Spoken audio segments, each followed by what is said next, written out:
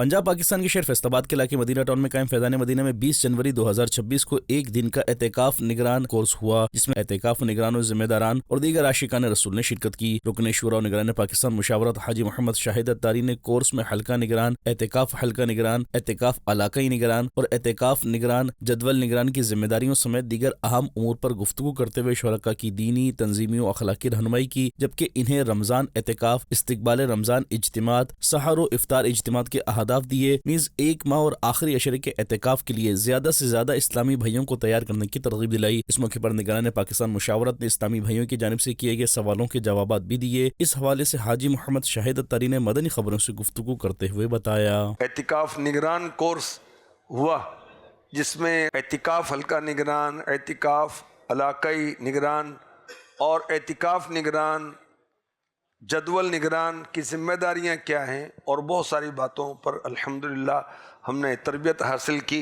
और माह रमज़ान के लिए अमीर सुन्नत की सोच है कि सारी उम्मत जो है रोज़े रखे।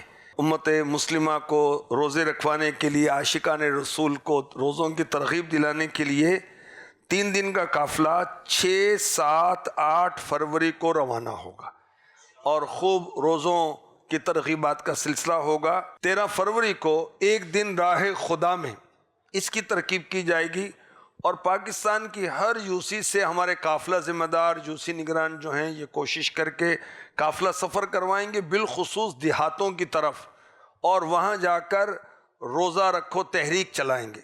और 15 फरवरी को इतवार के रोज़ बाद इशा इंशाअल्लाह पाकिस्तान की हर यूसी में इस्तकबाल रमज़ान इज्तिमा होगा। आखिर में निगरान पाकिस्तान मुशावरत हाजी मोहम्मद शाहिद अत्तारी ने खुसूसी दुआ भी करवाई।